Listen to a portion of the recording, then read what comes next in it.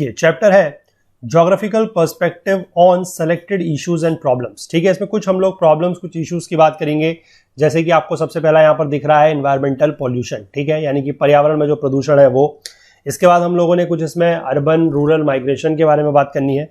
ठीक है, और हमने को यहाँ पर कुछ बात करेंगे हम लोग लैंड डिग्रेडेशन को लेकर। ठीक है, अर्बन रूरल मतलब रूरल अर्बन, रूरल से जो लोग अर्बन की तरफ को जा रहे हैं उससे अर्बन एरियाज में किस तरीके से प्रेशर वगैरह ज़्यादा पड़ रहा है, वहाँ के रिसोर्सेज पे ज़्यादा प्रेशर पड़ रहा है, वो सब चीज़ समझेंगे। और एनवायरमेंटल पॉल्यूशन में हम लोग कुछ टाइप के पॉल्यूशन जैसे कि water pollution, air pollution, noise pollution, इनके बारे में बात करेंगे। ठीक है, चैप्टर बहुत ही आसान है और इसको हम लोग जल्दी से 2 पार्ट में कंप्लीट कर लेंगे। ज़्यादा इसमें ऐसा समझने के लिए कुछ है नहीं। ठीक है, जितनी भी चीज़ थोड़ा बहुत यहाँ पर दी गई है उनको जल्दी से रीडिंग कर लेंगे, और बाकी जो चीज़ अगर आप लोगों के नहीं समझ में आती है तो वो लोग आप जरूर बिल्कुल से पूछ सकते हैं। ठीक है, चलिए देखिए, environmental pollution results from the release of substances energy from waste products of human activities.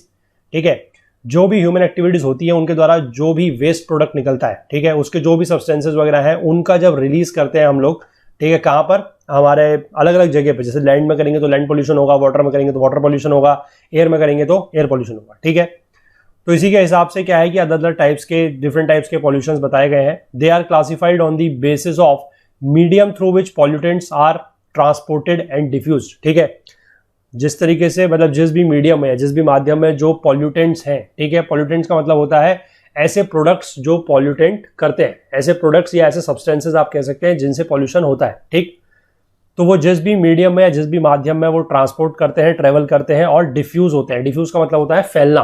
ठीक है, तो pollution can be classified into air pollution यानी कि वायु प्रदूषण, वाटर पॉल्यूशन यानी कि जल प्रदूषण, लैंड पॉल्यूशन यानी कि भूमि प्रदूषण, और नॉइज पॉल्यूशन यानी कि ध्वनि प्रदूषण। ठीक है, एक एक करके इनको जल्दी से देखते हैं।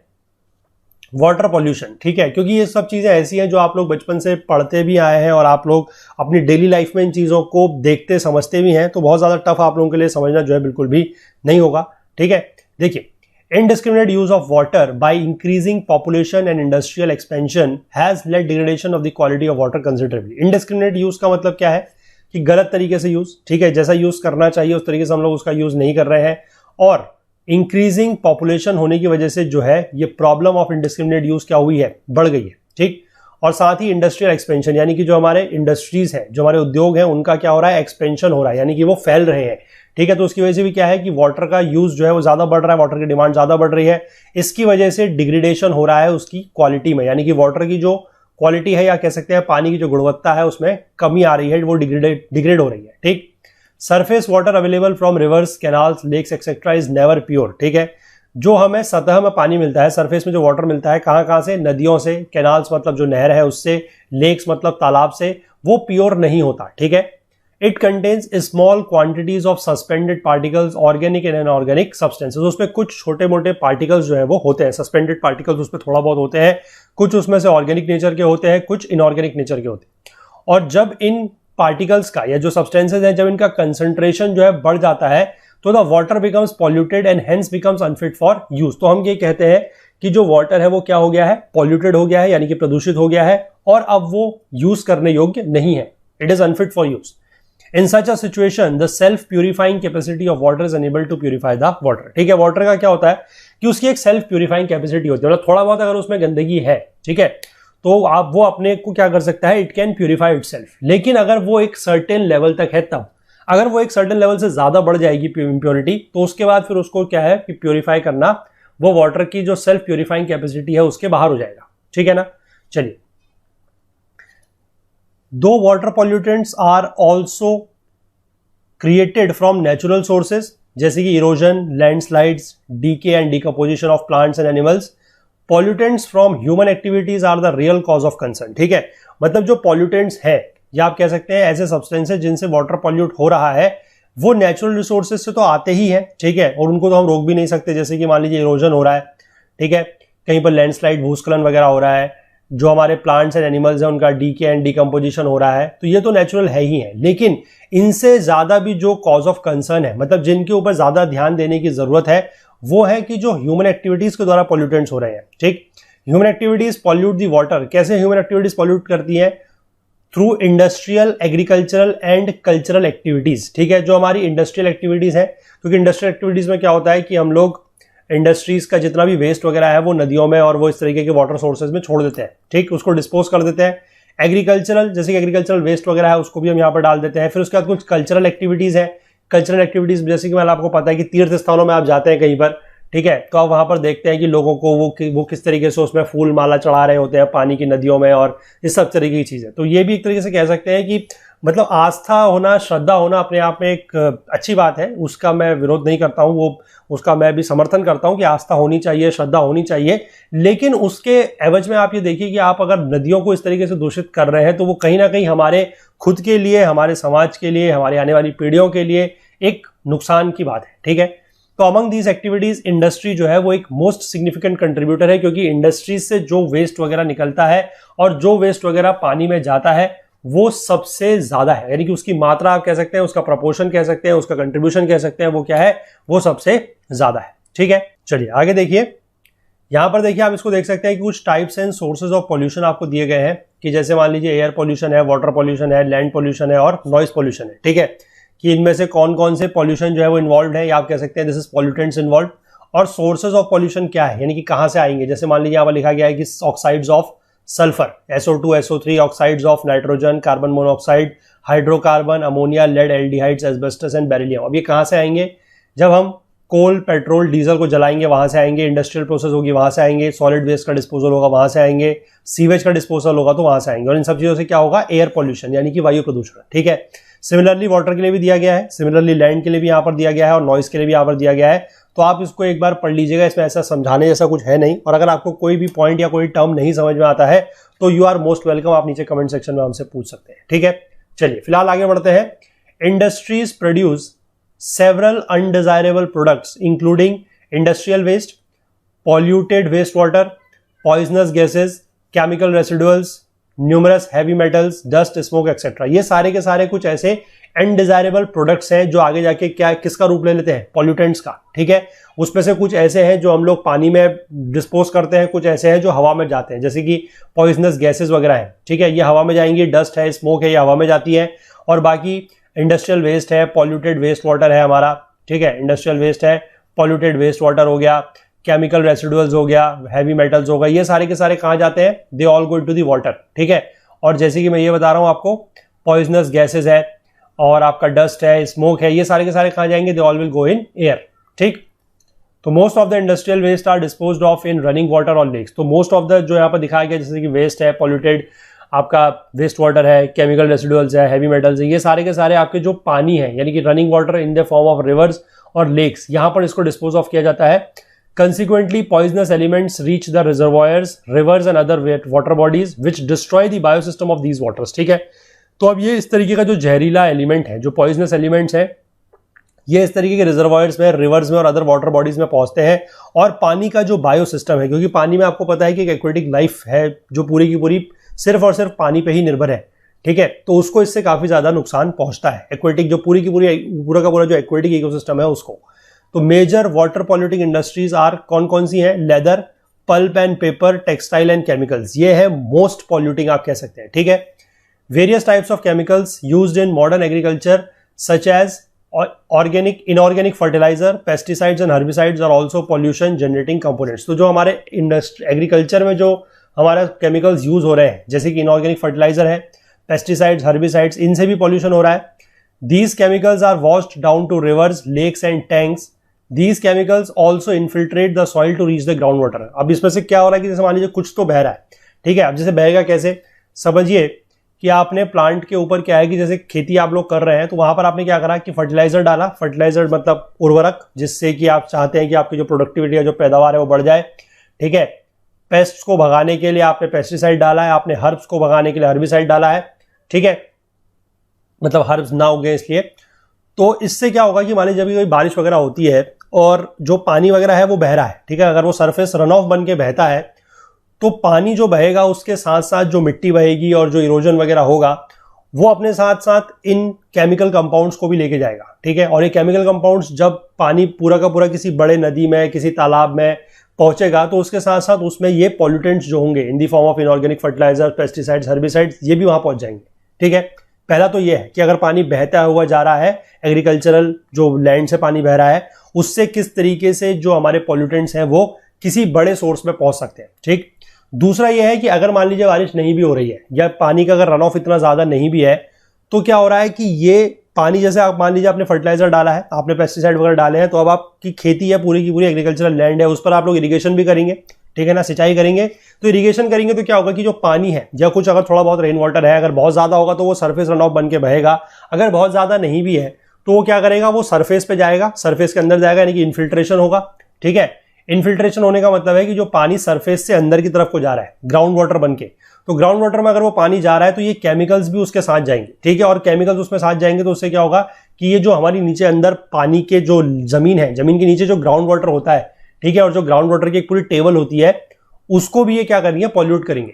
ठीक, और उससे क्या होगा, एक तो ये चीज है, और दूसरा क्या है कि जो फर्टिलाइजर है वो हमारे सरफेस वाटर का जो नाइट्रेट कंटेंट है उसको भी बढ़ाते हैं। ठीक है, cultural activities such as pilgrimage, religious fairs, tourism etcetera also cause water pollution. ये मैंने आपको बताया, पिलग्रिमेज वगैरह मतलब तीर्थ स्थान वगैरह पे आप जैसे जाते हैं, और वो भी ऐसे तीर्थ स्थान जो नदियों के आसपास है। ठीक है, हमने देखा है कि खासकर हिंदू मान्यता में तो ऐसा, आपको अगर कोई भी पवित्र नदी है तो उसके आपको तट पर जो है वो बहुत सारे आपको जो है ये मिल जाएंगे तीर्थ स्थान। ठीक है, तो इस तरह का कोई तीर्थ स्थान वगैरह है या कोई रिलीजियस फेयर है, रिलीजियस फेयर जैसे मान लीजिए आप कभी कुंभ मेला होता है, आपने नाम सुना होगा कि एक बहुत बड़ा जो एक रिलीजियस फेयर है। ठीक है, जो कुंभ मेला होता है उसमें आप लोगों ने देखा है कि वो नदियों के आसपास वाली जो जगह है वहीं पर होता है, तो उसमें आप लोगों को पता है कि कितने सारे लोग आते हैं और उससे पॉल्यूशन वगैरह जो है वो कितना ज्यादा होता है। ठीक है, तो बेसिकली मेरा यहाँ पर इस तरीके के जो रिलीजियस फेयर्स हैं या जो इस तरीके के पिलग्रिमेज सेंटर्स हैं उनसे कोई मतलब उनको डिस्करेज करने वाली बात या मैं उनके कोई खिलाफ नहीं हूं। ठीक है, तो लेकिन मेरा कहने का मतलब यह है कि अगर हम कहीं भी जगह जाएं, हम कुछ भी अगर एक्टिविटी कर रहे हैं, हम थोड़ा सा इस मामले को लेकर एक अलर्ट रहें, एक सजग रहें कि अगर हमारी तरफ से कोई भी अगर हम इस तरीके का काम नहीं कर रहे हैं, मतलब पॉल्यूशन वगैरह अगर नहीं कर रहे हैं, तो वो अच्छा है, वो हमारे खुद के लिए भी अच्छा है, वो हमारे समाज के लिए, अभी के समाज के लिए भी अच्छा है और आने वाले समाज के लिए भी अच्छा है, जिसको हम लोग हमेशा एक वर्ड सुनते आए हैं, समझते आए हैं, पढ़ते आए हैं, जिसको हम बोलते हैं सस्टेनेबल डेवलपमेंट। ठीक है, कि हम जो रिसोर्सेज हैं उनको हम खुद भी यूज कर रहे हैं और हम रिसोर्सेज का इस तरीके से डिप्लीशन वगैरह नहीं कर रहे हैं कि उससे आगे आने वाली जो पीढ़ी है उसको नुकसान हो। ठीक है, तो इसलिए इन चीजों का पॉल्यूशन भी अगर हम नहीं करेंगे तो उससे भी आगे वाली पीढ़ी को जो है काफी फायदा ही होगा। तो प्लीज अगर इस तरीके का कभी भी आप लोग मतलब किया होगा, ठीक है, आई एम श्योर कि किया होगा क्योंकि सभी लोग करते हैं, तो जाने अनजाने में हो सकता है आप लोगों से भी कभी इस तरीके के पॉल्यूशन वगैरह हुए हों, स्पेशली लैंड पॉल्यूशन वगैरह, तो आप लोग से मतलब हो सकता है क्योंकि दैट इज वेरी कॉमन। ठीक है, तो प्लीज थोड़ा सा इस चीज का ध्यान रखें, कम से कम आगे आने वाले समय में इस चीज को आप लोग ना करें तो बेहतर है। ठीक है ना, ये सभी लोगों के लिए है, ये मेरे लिए भी है, आप लोगों के लिए भी है, और जितने भी लोग मतलब देख रहे हैं, हमें सुन रहे हैं, एक थोड़ी सी छोटी सी अपील हमारी तरफ से है कि प्लीज सिर्फ चीजों को पढ़े नहीं, ठीक है, अपनी जिंदगी में इन चीजों को उतारने की कोशिश करें, तभी आप एक बेहतर इंसान बन सकते हैं। क्योंकि किताबों में दिया गया जो ज्ञान है वो सिर्फ और सिर्फ किताबों तक और वो सिर्फ आपकी कॉपी तक और एग्जाम तक सीमित नहीं रहना चाहिए। ठीक है, क्योंकि अगर आप कुछ भी चीज पढ़ रहे हैं और अगर आपको लगता है कि ये चीज जो है हमारी जिंदगी से डायरेक्ट रूप से अगर जुड़ी हुई है, डायरेक्ट तरीके से अगर रिलेट हो रही है, तो आप उसको थोड़ा बहुत अपनी जिंदगी में उतारने की, अपने डेली लाइफ में उतारने की कोशिश जो है वो जरूर करें, ताकि उससे आप एक बेहतर इंसान बन सके और एक बेहतर समाज के निर्माण में आप अपना योगदान जो है दे सकें। ठीक है, that you become a better person and you also contribute for the better society. ठीक है, चलिए आगे देखते हैं। In India almost all surface water sources are contaminated and unfit for human consumption. ठीक है, जितने भी हमारे सरफेस वाटर सोर्सेज हैं, यानी कि जितने भी सतह पानी के स्रोत हैं, वो सभी के सभी कंटेमिनेटेड है और ह्यूमन कंजम्पशन के लिए फिट नहीं है। Water pollution is a source of various water borne diseases. ठीक है, वाटर पॉल्यूशन होने की वजह से क्या है कि कुछ वाटर बॉर्न डिजीजेस भी होती है, मतलब ऐसी डिजीजेस जो गंदे पानी की वजह से होती है, ठीक, या पॉल्यूटेड वाटर की वजह से होती है। The diseases commonly cause due to contaminated water are, कौन कौन सी होती है, देखिए, डायरिया है, इंटेस्टाइनल वॉर्म्स है, hepatitis etcetera. The World Health Organization shows that about 1/4 of the communicable diseases in India are waterborne। ठीक है, लगभग जितनी भी 1/4 कम्युनिकेबल डिजीजेस, कम्युनिकेबल डिजीजेस का मतलब होता है ऐसी डिजीज जो एक से दूसरे में फैलती है। ठीक है, एक व्यक्ति से दूसरे व्यक्ति में फैलती है, उस जो कुल इस तरह की बीमारियां होती हैं उनमें से 1/4 जो है वो पानी से ही होती है। ठीक है, though river pollution is common to all rivers, yet pollution of river Ganga flowing through one of the most populous regions of India has caused great concerns among all. ठीक है, वैसे तो बात यह है कि जितनी भी नदियां यहां पर है उनमें से कोई भी नदी ऐसी नहीं है कि जिस पर पॉल्यूशन ना हो, कंटेमिनेशन ना हो। कंटेमिनेशन वगैरह तो सभी में है, लेकिन जो गंगा हमारी रिवर है, जो उसको हम कह सकते हैं कि इंडिया की one of the largest river है, one of the longest river है, उसमें जो है वो पॉल्यूशन सबसे ज्यादा है। ठीक है, क्योंकि वो एक तो सबसे ज्यादा है, मतलब उसका पूरा का पूरा रीजन सबसे ज्यादा है, मोस्ट पॉपुलस रीजन से वो बहती है। ठीक है, आप लोगों को पता होगा उत्तराखंड से निकल के जो है उत्तर प्रदेश, बिहार, वेस्ट बंगाल होते हुए जो जाती है। ठीक है, पूरा का पूरा हम लोगों ने जो कोर्स है, गंगा का कोर्स है, यानी कि कहाँ से गंगा निकलती है, किस तरीके से उत्तराखंड में जितने भी प्रयाग हैं वहां से बन के किस तरीके से वो आपकी गंगा बनती है, और उसके बाद किस किस रीजन से फ्लो करती है, कौन सी नदियां, कौन सी ट्रिब्यूटरीज उसके साथ जुड़ती हैं, उसको हम अपने जो फिजिकल ज्योग्राफी का कोर्स है, ठीक है, India physical environment class 11th की जो ज्योग्राफी है, वहां पर बहुत डिटेल में बिल्कुल मैप के साथ हम लोग उस चीज को समझ चुके हैं। तो अगर आप लोग कोई इच्छुक हैं, उस कोर्स के लिए इच्छुक है, तो आप लोग भी जाके उस कोर्स को एनरोल कर सकते हैं और वहां पर जाके वो वीडियोस वगैरह जो है वो देख सकते हैं और समझ सकते हैं। ठीक है, ताकि आप लोगों को पूरा एक मतलब एक होलिस्टिक व्यू देखने को मिले कि जो नदियां हैं वो हमारे देश में किस तरीके से बहती हैं। और अगर आप खासकर अगर यूपीएससी एस्पिरेंट हैं या कोई भी एग्जाम एस्पिरेंट है, तो उन लोगों के लिए इस तरीके के मैप वर्क जो है वो काफ़ी ज़्यादा इंपॉर्टेंट है, क्योंकि ज्योग्राफी में आप कह सकते हैं कि 30 to 40% या इवन मोर देन दैट जो कंटेंट है वो आपका मैप रिलेटेड या मैप बेस्ड ही होगा। ठीक है, तो इसलिए आप लोगों को मैप की जानकारी होना और बिल्कुल एक, मैं कहूँगा कि बिल्कुल एक बहुत अच्छे तरीके से फेमिलियरिटी होना मैप के साथ बहुत ज़्यादा ज़रूरी है। ठीक है, तो अगर आप लोग चाहें तो वो कोर्स भी हमारा आप देख सकते हैं, उसमें भी आपको काफ़ी मदद मिलेगी। ठीक है, फिलहाल आगे देखिए, to improve the condition of the river, national mission for clean Ganga was initiated. ठीक है, एक क्लीन गंगा के करके मिशन जो है वो इनिशिएट किया गया था, और इसी के अंतर्गत एक प्रोग्राम चालू किया गया है, that is your Namami Gange programme. ठीक है, नमामि गंगे प्रोग्राम के बारे में यहाँ पर थोड़ा सा दिया गया है, इसको हम लोग जल्दी से पढ़ लेते हैं। इस बॉक्स में क्या दिया हुआ है, इसमें दिया गया है कि Ganga as a river has national importance. ठीक है, कि गंगा एक नदी के तौर पर उसकी एक नेशनल इंपॉर्टेंस है, एक राष्ट्रीय महत्वता है। But the river requires cleaning bye effective controlling the pollution for its water. ठीक है, कि उसका जो पानी है उसको पॉल्यूशन, उसको प्रदूषण से बचाना है। The union government has launched the Namami Gange programme for the following objective, with the following objective. ठीक है, ऑब्जेक्टिव्स क्या क्या है कि developing sewerage treatment systems in towns. ठीक है, सीवरेज ट्रीटमेंट सिस्टम बनाने का मतलब क्या है कि जो सीवरेज का पानी है जो नदियों में पहले सीधे, मतलब नदियों में या कह सकते हैं आप गंगा स्पेसिफिकली में जो छोड़ दिया जा रहा था अनट्रीटेड, उसको ना छोड़ा जाए। ठीक है, उससे क्या है कि गंगा का जो पॉल्यूशन है वो काफी स्तर तक कम हो सकता है। और इस प्रोग्राम के स्टार्ट होने के बाद इस तरीके के काफी ट्रीटमेंट सिस्टम्स वगैरह जो है वो कई जगहों पर बने भी हैं, और इससे एक मैं कहूँगा काफी पॉजिटिव असर जो है वो देखने को मिला है। ठीक है, इसके बाद जो इंडस्ट्रियल एफ्लुएंट्स हैं उनकी भी मॉनिटरिंग की जानी चाहिए। इंडस्ट्रियल एफ्लुएंट्स भी इस तरीके से डायरेक्ट जो है वो नदी के पानी में, स्पेसिफिकली गंगा के पानी में छोड़े नहीं जाने चाहिए। इसके बाद रिवर फ्रंट के डेवलपमेंट की बात की गई है। रिवर फ्रंट होता है एक, जैसे नदी है उसका जो कोस्ट है, आप देख सकते हैं नदी का जो तट है, रिवर बैंक है, ठीक है, उस पर कुछ एक कंस्ट्रक्शन वर्क किया होता है। ठीक है, जैसे आप अगर जाके सर्च करेंगे तो आपको एक मिलेगा, बड़ा फेमस है, that is your Sabarmati river front. ठीक है, साबरमती रिवर फ्रंट, चाहे तो आप उसको गूगल में सर्च कर देखिए, आपको उसकी इमेज मिलेगी और आप समझ जाएंगे कि क्या चीज मैं आपको बताने की कोशिश कर रहा हूं। ठीक है, इसके बाद afforestation along the bank of increase biodiversity. ठीक है, कि जो नदी का तट है, जो उसका बैंक है, उस पर आप लोग एफॉरेस्ट्रेशन करें, यानी कि वहां पर पेड़ वगैरह उगाएं। Cleaning of the river surface, जो रिवर का सरफेस है उसको क्लीन करें। Development of Ganga grams in Uttarakhand, UP, Bihar, Jharkhand and West Bengal. ठीक है, जहां से भी ये गंगा बहती है वहां पर गंगा ग्राम का जो है वो क्या करें, डेवलपमेंट करें। Creating public awareness to avoid adding pollutants into the river even in the form of rituals. ठीक है, वही बात है, रिचुअल्स का मतलब कि अपने जो आप अनुष्ठान वगैरह करते हैं, धार्मिक अनुष्ठान वगैरह कर रहे हैं, कि जैसे आप लोग पूजा पाठ करने जाते हैं तो वहां पर आप फूल चढ़ा देते हैं, इस तरह की कुछ भी चीज जो है वो चढ़ा देते हैं, तो वो चीजें चढ़ाने से थोड़ा सा आप लोग बचें, और उसको लेकर आप लोगों के प्रति मतलब एक जागरूकता, लोगों के बीच में एक जागरूकता फैलाएं, पब्लिक अवेयरनेस फैलाएं, ताकि इस तरीके की जो पॉल्यूटेंट्स वगैरह है वो ऐड ना किए जाए। ठीक है, आप लोग धार्मिक अनुष्ठान की बिल्कुल कीजिए, मंदिरों में बिल्कुल जाइए, वहां पर जाके आप लोग हर तरीके की अपनी आस्था, अपनी श्रद्धा रख सकते हैं, लेकिन थोड़ा सा ये कोशिश कीजिए कि जो पॉल्यूशन वगैरह है उसको आप लोग जितना कम से कम कर सकते हैं उतना करने की कोशिश जरूर कीजिए। ठीक है, इसके बाद आगे देखिए, अगला है एयर पॉल्यूशन। ठीक है, यानी कि वायु प्रदूषण।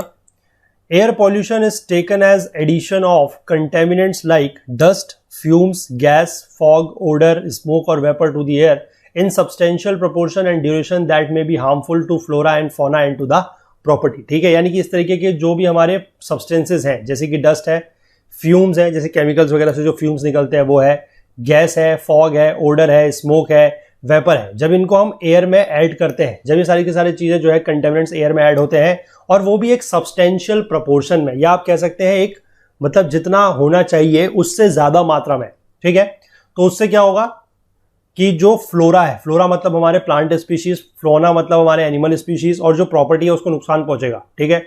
With the increasing use of varieties of fuels as the source of energy, there is a marked increase in emission of toxic gases into the atmosphere, resulting in the pollution of air. ठीक है, कि हम लोगों ने अलग अलग तरीके के जो फ्यूल्स वगैरह यूज करने स्टार्ट करे हैं as a source of energy, ठीक है, ऊर्जा के स्रोत के तौर पर।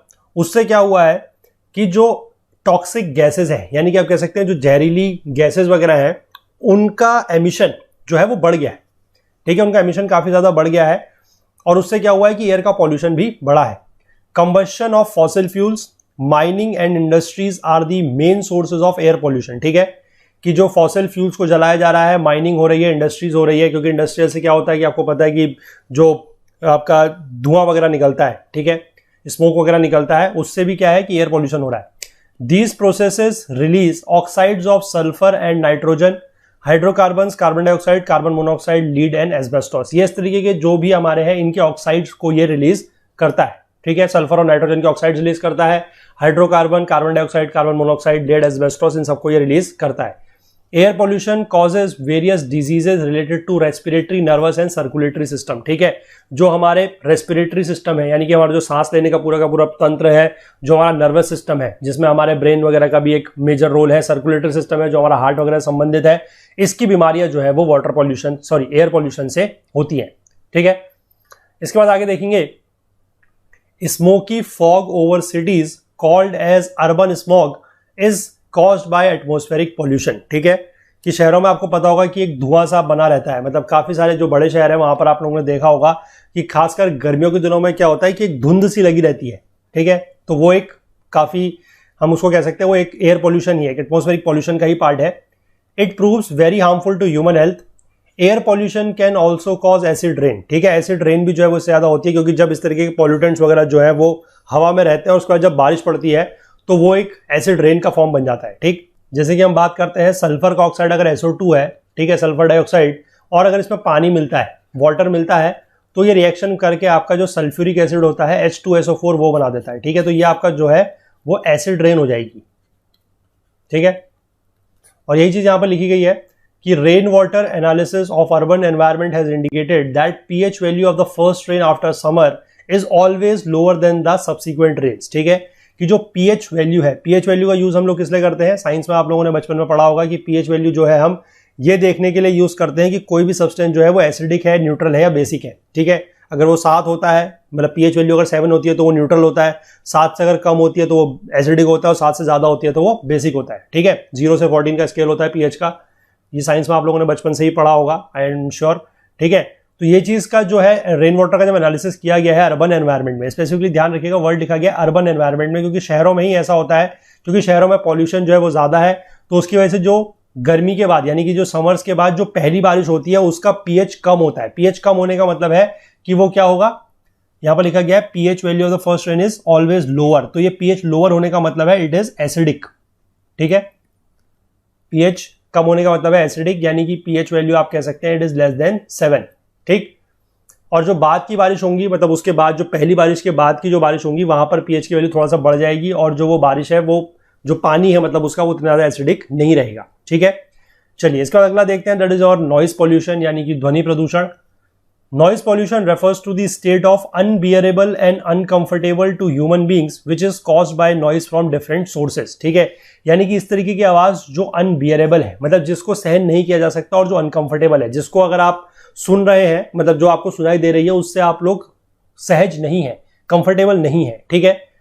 This matter has become a serious concern only in the recent years due to variety of technological innovations, क्योंकि कुछ टेक्नोलॉजिकल इनोवेशंस इस तरीके के हुए हैं जिससे ये एक बहुत सीरियस कंसर्न का मतलब मैटर बन गया है आज की डेट में, ठीक है। तो आप देख सकते हैं कि हमेशा अगर हम बात करें कि जो इनोवेशंस की बात की जाती है, जो टेक्निकल इनोवेशंस, टेक्नोलॉजिकल इनोवेशंस की बात की जाती है, तो वो हमेशा आप ये कह सकते हैं कि वो 100% केसेस में जो है एक मतलब पॉजिटिव रिजल्ट दें, ये जरूरी नहीं है, ठीक है। जैसे कि टेक्नोलॉजिकल इनोवेशंस की वजह से क्या हुआ है कि बहुत बड़े बड़े मशीनरीज डेवलप हुई हैं, ठीक है, लेकिन उन मशीनरी से हम कह सकते हैं कि काम तो काफ़ी मतलब आसान हुआ है और काफ़ी ज़्यादा अमाउंट का जो काम है वो काफ़ी कम टाइम में या काफ़ी कम ह्यूमन इन्वेस्टमेंट के बाद यानी कि ह्यूमन कैपिटल के यूज़ के बिना जो है उसको किया जा सकता है। लेकिन उससे आप ये समझ सकते हैं कि थोड़ा बहुत जो है वो इस तरीके के नुकसान वगैरह भी होते हैं, मतलब इस तरीके के जो पॉल्यूशन वगैरह है, खासकर नॉइज पॉल्यूशन वगैरह की हम बात कर रहे हैं तो वो उससे होते हैं। ठीक है, the main sources of noise pollution क्या है? Various factories, mechanised construction and demolition works, automobiles and aircraft etcetera. ये कुछ मेन सोर्सेज है नॉइज पॉल्यूशन के कि जिनसे आवाजें जो है वो ज्यादा आती है, जो एक अनबियरेबल और एक अनकंफर्टेबल है ह्यूमन बींग्स के लिए। ठीक, there may be added periodical but polluting noises. ठीक है, पीरियोडिकल मतलब ये कुछ इस तरीके की नॉइजेस जो कभी कभार होती है। ठीक है, कभी कभार होती है लेकिन पॉल्यूटिंग है, मतलब ये ज्यादा लेवल पर होती है, जैसे कि सायरन वगैरह का भी होता है। ठीक है, लाउड स्पीकर बजता है, used in various festivals, programmes associated with community activities. इस तरीके की अगर कभी कोई एक्टिविटीज होती है तो यहां पर आपको पता है कि क्या है, आवाज वगैरह जो है वो ज्यादा होती है। जैसे मान लीजिए आपके मोहल्ले में कभी कभी कोई, जैसे होता है कि कभी कोई भजन कीर्तन चल रहे हो मंदिर वगैरह में, तो वहां पर वो लाउड स्पीकर वगैरह लगा देते हैं। ठीक है, या फिर कोई कम्युनिटी एक्टिविटीज चल रही है, कुछ भी इस तरीके की चीजें चल रही हैं, तो वहां पर क्या है कि लाउड स्पीकर वगैरह लगाए जाते हैं। कभी ऐसा होता है कि किसी के आपके मोहल्ले में कहीं शादी वगैरह है तो उससे क्या है कि कभी बहुत तेज जो जोर जोर से जो है वो डीजे वगैरह बजाया जाता है। ठीक है, तो कभी कभी तो वो अच्छा लगता है, कभी कभी उससे थोड़ा सा मतलब प्रॉब्लम भी होती है, तो वो एक तरीके से आप कहेंगे कि वो नॉइज का ही पार्ट है। ठीक है, उसको नॉइज में ही कंसिडर किया जाएगा। The level of study noise is measured by sound level express in terms of decibel. Decibel basically unit होती है जिसमें हम लोग साउंड को नापते हैं, साउंड के लेवल को जो है मेजर किया जाता है। Of all these sources the biggest nuisance is the noise produced by traffic because its intensity and nature depends upon factors such as the type of aircraft, vehicle, train and condition of road as well as that of the vehicle in case of automobiles। ठीक है, तो ये हम कहेंगे कि ये major जो source है या जो biggest nuisance of is the noise, यानी कि जो सबसे ज्यादा इरिटेटेड करने वाली जो नॉइज है वो कहां से आती है? वो जो ट्रैफिक के सोर्सेज है वहां से आती है। ठीक, in sea traffic the noise pollution is confined to the harbor due to the loading and unloading activities being carried। जो सी ट्रैफिक है, यानी जो हमने लास्ट पार्ट में बात की थी, जैसे सी पोर्ट से जब सामान वगैरह जाता है तो वहां पर जो नॉइज होगी वो सिर्फ और सिर्फ कहां पर होगी? सिर्फ और सिर्फ आपके हार्बर पर होगी, जहां पर सामान की लोडिंग और अनलोडिंग हो रही है। ठीक है, उसके बाद एक बार सामान भर के जो जहाज है वो समुद्र में चला गया तो उसके बाद उसके नॉइज का ऐसा कुछ पता लगना नहीं है। ठीक है, नॉइज उसमें होगी भी नहीं ज्यादा, और अगर होती भी है तो उससे हमें कोई ऐसा फर्क पड़ना नहीं है।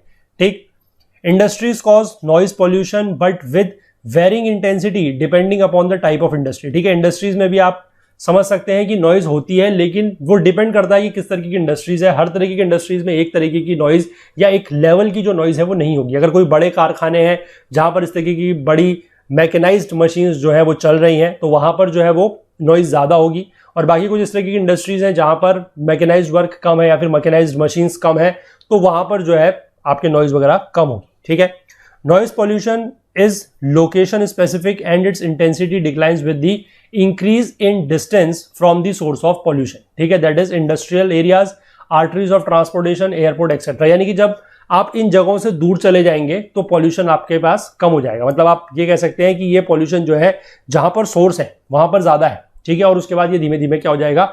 कम हो जाएगा। Noise pollution is hazardous in many metropolitan and big cities in India, क्योंकि यहाँ पर जो है वही ट्रैफिक वगैरह ज्यादा है, यहाँ पर इंडस्ट्रीज वगैरह ज्यादा है, तो इसकी वजह से जो है इन जगहों में जो पॉल्यूशन है, नॉइज पॉल्यूशन स्पेसिफिकली काफी ज्यादा है। ठीक है, तो आप देख सकते हैं अभी तक हम लोगों ने बात की कि जैसे हम लोग बात कर रहे हैं वाटर पॉल्यूशन की, हम बात कर रहे हैं एयर पॉल्यूशन की, हम बात कर रहे हैं नॉइज पॉल्यूशन की। हम ये देख रहे हैं कि जो बड़े शहर हैं वहां पर ये सबसे प्रॉब्लम जो है वो ज्यादा है। ठीक है, हमने बात करी कि नॉइज पॉल्यूशन जो है वो भी अर्बन सेंटर्स में ज्यादा है। हम बात कर रहे हैं एयर पॉल्यूशन की, तो हमने देखा कि एयर पॉल्यूशन भी क्यों हो रहा है? इंडस्ट्रीज की वजह से हो रहा है, जो व्हीकल्स वगैरह ज्यादा है उनकी वजह से हो रहा है। तो ये सारी चीजें भी कहां पर ज्यादा होंगी? जो हमारे अर्बन सेंटर्स है वहीं पर ज्यादा होंगी। ठीक है, तो एक तरीके से हम कह सकते हैं कि कभी कभार ऐसा लगता है या पहले से लगता था, या जो लोग इस जगहों से, जो बड़े शहरों से दूर रहते हैं, उनको लगता है कि बड़े शहरों में लाइफ जो है वो काफी लग्जूरियस लाइफ है और काफी अच्छी लाइफ है। हम लोग तो छोटे शहर में रहते हैं, गांव में रहते हैं, हमारे पास कुछ लाइफ नहीं है। तो ऐसा नहीं है। ठीक है, ये सारी चीजें पढ़ के ये सारी चीजें आप लोग समझिए, और इस बात को समझिए कि आप लोग अगर बहुत बड़े शहरों में नहीं रहते हैं, ठीक है, मेट्रोपॉलिटन सिटीज में अगर आप लोग नहीं रहते हैं, तो वहां की चकाचौंध का एक पहलू है। वो चकाचौंध जो है उन शहरों की, वहां का जो एक्सपोजर है वो एक पहलू है, लेकिन दूसरा पहलू ये भी है जो एक कहेंगे नेगेटिव साइड है। तो अगर आप लोग छोटे शहरों में रहते हैं, छोटे शहरों में आप गाँव में रहते हैं, तो मैं कहूँगा कि आप लोग इस मामले से जो है, मतलब इस मामले में अगर देखा जाए in the terms of pollution, in the terms of healthy environment, तो आप लोग बड़े शहरों में रहने वाले लोगों से काफ़ी ज़्यादा लकी है, खुशकिस्मत है। तो अपने आप को कभी भी ये मत समझिएगा कि आप छोटे शहरों में रहते हैं या आप किसी छोटे गांव में रहते हैं तो आपकी मतलब किस्मत खराब है या आप कुछ नहीं कर सकते, क्योंकि काफ़ी सारे लोगों में इस तरह के कॉम्प्लेक्स होते हैं। ठीक है, हमने भी काफ़ी सारे लोगों से बात की है तो हमें इस तरह की चीज़ें जो है वो पता लगी हैं कि लोग कहते हैं कि सर हम तो बहुत छोटे शहर में रहते हैं, हमारे पास कोई सुविधाएं नहीं है, अगर हम दिल्ली में होते तो हम ये कर लेते, हम मुंबई में होते तो ये कर लेते। तो ये चीज़ें ठीक है, आप लोगों का सोच मतलब उस तरीके का है कि बड़े शहरों में सब कुछ मिलता है, अपॉर्चुनिटीज़ वगैरह ज़्यादा होती है, इस बात से इनकार नहीं किया जा सकता है। लेकिन थोड़ा सा इस तरीके की चीज़ें भी जो मैं आपको बता रहा हूँ, और ये लॉन्ग टर्म इफेक्ट है। ठीक है, जैसे पॉल्यूशन अगर है तो पॉल्यूशन से आपको एक दिन में कोई मतलब आपके शरीर में या आपकी सेहत में कोई बहुत ज़्यादा फर्क नहीं पड़ेगा। ठीक है, अगर आप मान लीजिए दिल्ली में आप रहते हैं और यहाँ पर पॉल्यूशन का लेवल जब ज़्यादा हो जाता है, ठीक है, जो अर्बन स्मोक की हम लोग बात कर रहे थे कि यहाँ पर कुछ टाइम तो ऐसा हो जाता है जब पराली वगैरह जलाने का केस जो पिछले कुछ सालों से चल रहा है, जो हमारा नॉर्थ वेस्टर्न पार्ट है पंजाब हरियाणा के रीजन में, जब यहाँ पर फसल कटने के बाद स्पेशली दिवाली के आसपास जब पराली वगैरह जलाई जाती है तो उसके बाद दिल्ली वगैरह के रीजन में और एनसीआर के रीजन में इतना ज़्यादा पॉल्यूशन सा हो जाता है कि दिन भर यहाँ पर एक पॉल्यूशन ही रहता है। और AQI की लेवल की वैल्यू मुझे लास्ट ईयर याद है, वो लगभग 500 550 के आसपास पहुंच चुकी थी दिल्ली में, मतलब which is a very very I must say very irritating condition. ठीक है, और उस समय मैं दिल्ली में ही था तो आई वॉज मतलब मैंने वो चीज़ें देखी हैं और मैंने खुद वो चीज़ फील की है कि उस समय पॉल्यूशन में, उस तरीके की पॉल्यूशन में रहना अपने आप में एक बहुत ही मुश्किल टास्क है। और जब हम मतलब आसपास के शहरों का जब AQI चेक किया करते थे तो 80 90 100 के आसपास दिखता था, और उसी समय अगर हम दिल्ली, गाजियाबाद, फरीदाबाद, गुड़गांव, नोएडा इन जगहों की बात करते थे तो AQI की लेवल देखने को मिलता था 550 600 के आसपास। तो आप समझ सकते हैं कि ये जो पॉल्यूशन का जो केस है ये कोई एक मतलब मैं कहूँगा कि सामान्य स्थिति नहीं है, और इसको अगर हम लोग जितना जल्दी एड्रेस कर पाएँ, ठीक है, आप लोग, हम लोग, सभी लोग, ये सब लोगों की जिम्मेदारी है, ये किसी सरकार से अकेले दम पे होने वाली चीज़ नहीं है। जब तक जो सोसाइटी के आम लोग हैं, जो पढ़े लिखे लोग हैं, आप लोग हैं, ठीक है, हम लोग हैं, जब तक हम लोग इन चीज़ों को नहीं समझेंगे कि इन चीज़ों पर कंट्रोल करना हमारा जिम्मेदारी है, हमारा दायित्व है, हमारी जिम्मेदारी है, हमारा कर्तव्य है, तब तक ये चीज़ें जो है वो नहीं सुधरेंगी। ठीक है, तो इसीलिए मैं आप लोगों से मैं आपको कोई ऐसा कोई ज्ञान या लेक्चर नहीं दे रहा हूँ, सीधी सी बात है, ये लोग सब आप बातें समझते हैं।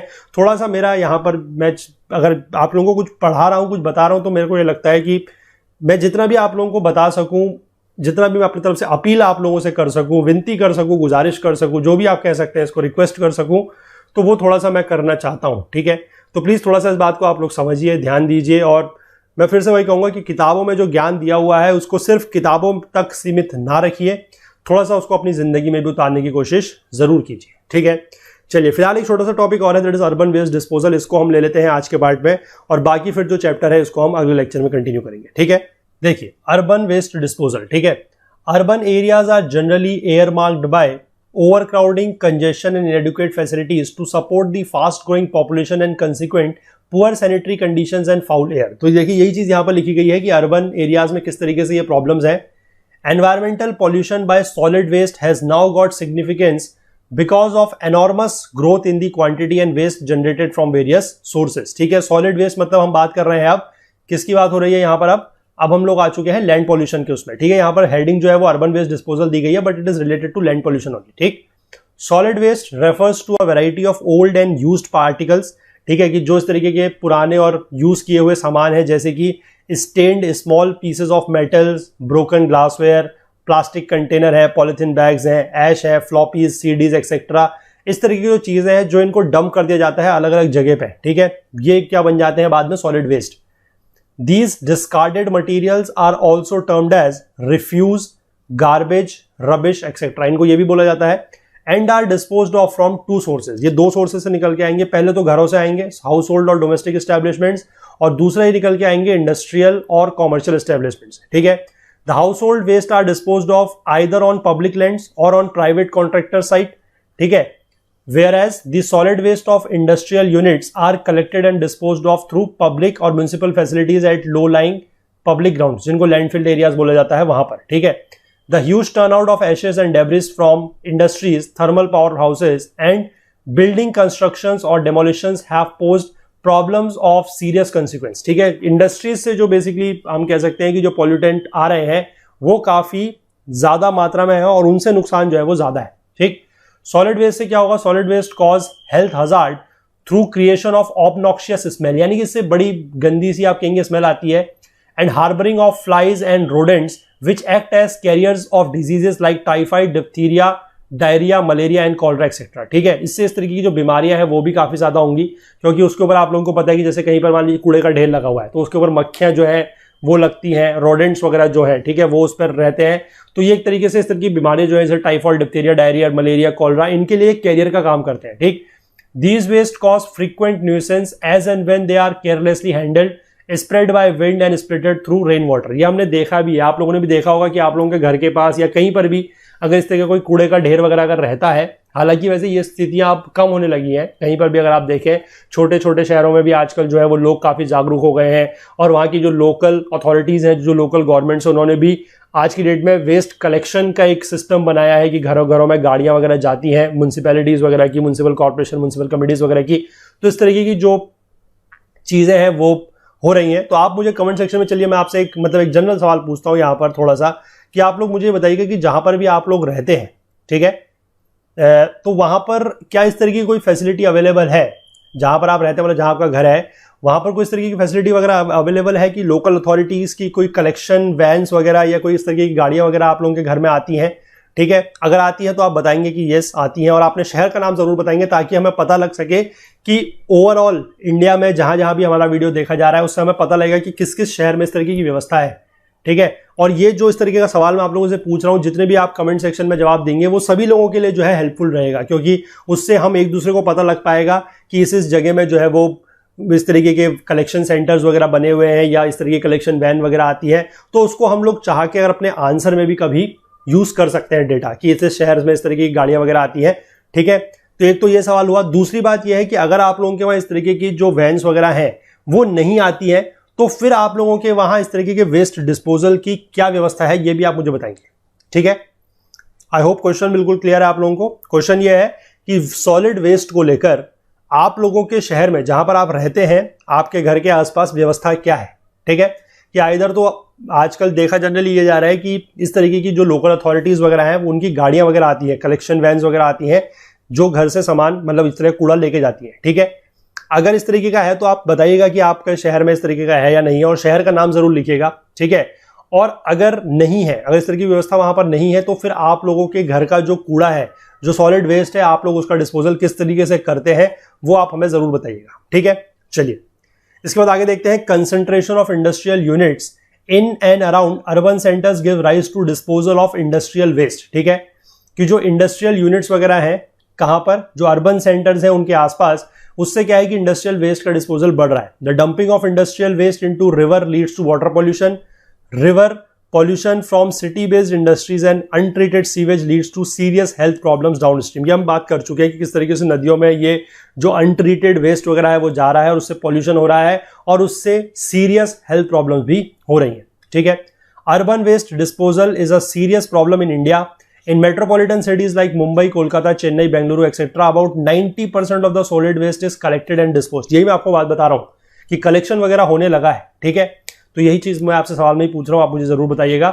But in most of the other cities and towns of the country about 30 to 50% of the waste generated are left uncontrolled which accumulate on streets, in open spaces between houses and in wastelands, leading to serious health hazards. ठीक है, यहां पर यही चीज लिखी गई है। तो मैं यही जानना चाह रहा हूं कि आप लोगों के एरिया में या आप लोगों के शहर में व्यवस्था किस तरीके की है। ठीक है, तो ये थोड़ा सा मुझे बताइएगा, इससे मुझे ये भी पता लगेगा कि हमारे जो प्लेटफॉर्म है या जो हमारे वीडियोस वगैरह है वो इंडिया में किस किस शहर तक पहुंचे हैं, हम कहां कहां तक हमारी पहुंच हुई है, और हमें आप लोगों के शहर के बारे में भी जानने को मौका मिलेगा। तो थोड़ा सा प्लीज आप जो है वो बताइएगा खुल के। इस तरीके की इन्फॉर्मेशन देने में आई थिंक कि कोई ऐसा प्राइवेसी वाला कोई कंसर्न नहीं होना चाहिए कि आप लोग अपने शहर का नाम बता रहे हैं या वहां पर किस तरीके की व्यवस्था है वो बता रहे हैं। ठीक है, ये एक पूरे के पूरे मैं कहूँगा जनरल सवाल है, सभी लोग इस तरीके की जवाब बताएंगे तो उससे हमें काफी अपने नॉलेज बेस बढ़ाने में फायदा होगा, और दूसरी चीज ये है कि हम एक अच्छा आंसर भी इससे क्रिएट कर सकते हैं। ठीक है, these waste should be treated as resource and utilise for generating energy and compost. ठीक है, इस तरीके का बात कही गई है कि इसका यूज इस तरीके से किया जाना चाहिए कि इसको एक रिसोर्स की तरह यूज किया जाना चाहिए, और इससे हम लोग इसका यूज करके इलेक्ट्रिसिटी वगैरह जनरेट कर सकते हैं, एनर्जी जनरेट कर सकते हैं। ठीक है, untreated waste ferment slowly and release toxic biogas to the atmosphere including methane. तो जो अनट्रीटेड वेस्ट है वो क्या है कि वो धीमे धीमे फर्मेंट होता है। फर्मेंट का मतलब है कि एक तरीके से आप कह सकते हैं कि डिकम्पोज हो रहा है, ठीक है, और उससे फिर टॉक्सिक गैसेज वगैरह निकलती हैं, स्पेसिफिकली मीथेन।